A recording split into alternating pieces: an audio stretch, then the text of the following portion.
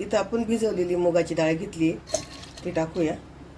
त्यामध्ये दुधी भोपळा, कोथिंबीर, लसूण, हिरवी मिरची, दही. आता हे सगळं आपण मिक्सरला बारीक वाटून घेऊ. इथं आपण वाटलेलं दुधी भोपळा आणि मुगाची डाळ ते कढईमध्ये काढून घेऊ. त्यामध्ये आपल्याला टाकायचा गरम मसाला, थोडीशी हळद, थोडीशी कसुरी मेथी, चवीनुसार मीठ आणि थोडंसं तेल.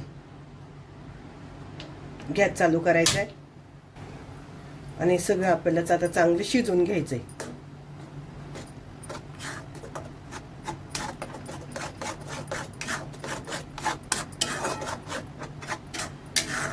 आपल्याला गोळा होईल इथपर्यंत चांगलं शिजवायचं आहे.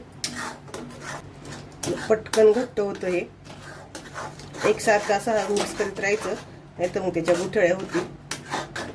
चला आता मी शिजल्यावर तुम्हाला नंतर दाखवते. इथं आपलं मिश्रण चांगलं घट्ट झालंय. आता याच्यावर झाकण ठेवून बारीक गॅसवर 2-3 मिनिटं शिजूया. झाकण काढूया. आपण झाकण काढले. मिक्स करून घेऊ.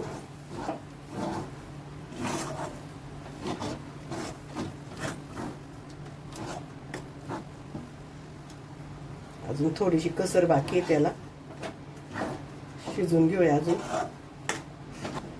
इथे आपले शिजून झाले. छान असा गोळा तयार झालाय. गॅस बंद करू. इथे आपण एक प्लेट घेतली, त्यामध्ये थोडंसं तेल ओतायचं, अगदी थोडंसं, आणि प्लेटला लावून घ्यायचं सगळीकडून. इथे आपण प्लेटला तेल लावून घेतलंय. त्याच्यामध्ये जे आपण मिश्रण शिजवलं होतं ते टाकून घेऊया. वाटीला थोडंसं तेल लावून घ्यायचं बुडाला आणि वाटीच्या साहाय्याने असं पसरून घ्यायचं ते.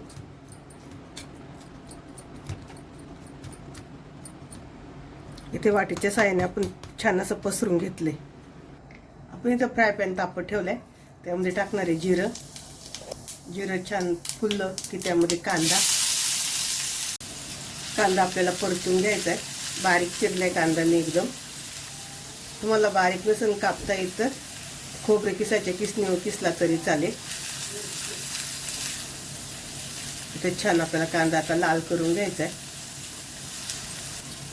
इथं आपला कांद्याचा कलर बदललाय. त्यामध्ये आलं लसूण किसलेलं टाकणार आहे मी. तुमच्या आलं लसणाची पेस्ट असली तर ती टाका. माझ्याकडे किसलेलं होतं म्हणून मी किसलेलं टाकते. परतून घेऊया. पहिलं आलं लसूण टाकलं ना की मग ते आपलं फ्राय पॅनला चिटकतं. त्यामुळे कांदा परतून झाला की त्यामध्ये टाकायचं आलं लसूण. मग आलं लसूण टाकलं लगेच खाली चिटकायला लागलं, त्यामुळे नंतर टाकायचा. त्यामध्ये टाकणारे टोमॅटोची पेस्ट मिक्सरला बारीक करून घेतले मी.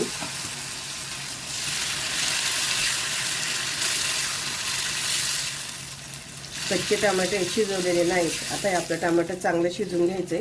तेल सुटेपर्यंत शिजून घेणार आहे आपण हे. इथं आपण टोमॅटो मिक्सरला बारीक करून टाकला होता. छान परतून झालाय तो. तुम्ही बघत असाल तर त्याचं तेल सुटले साईडने. त्यामध्ये आपण मसाले टाकूया. गॅस बारीक करूया. गरम मसाला, तिखटवाली लाल मिरची पावडर, काश्मीरी लाल मिरची पावडर, धनिया पावडर, सगळे मसाले मिक्स करून घेऊ.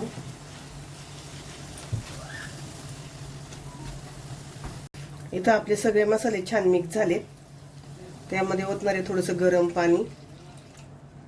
पाणी ओतल्यानंतर मिक्स करून घ्यायचं. अजून थोडंसं पाणी होते ते मी.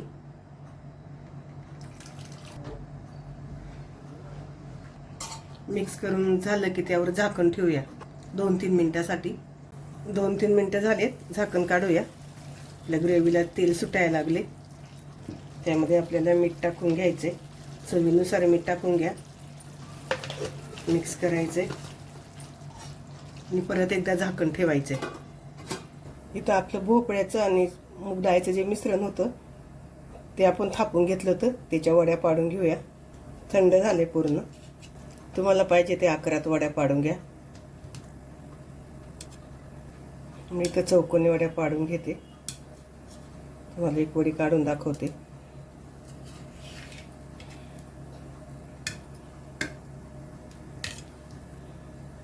बघा. अशा वड्या तयार होतात, एकदम अशा मऊ. आपण झाकून खोलूया, मिक्स करू. छान असं आपल्या ग्रेव्हीला तेल सुटले सगळीकडून. त्यामध्ये टाकणारे बटर आणि त्यामध्ये टाकणारी क्रीम मिक्स करून घेऊ. क्रीम टाकलं आपण, छान मिक्स करून घेतले. इथं मी गॅस बारीक केलाय. दुधी भोपळ्याचे केलेले आपण मिश्रण त्याचे काप टाकून घेतले.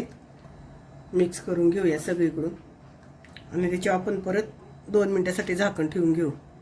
झाकण काढूया. इथं छान आपली भाजी तयार झाली, अगदी पनीरच्या भाजीसारखी दिसते. त्याच्यावर कोथिंबीर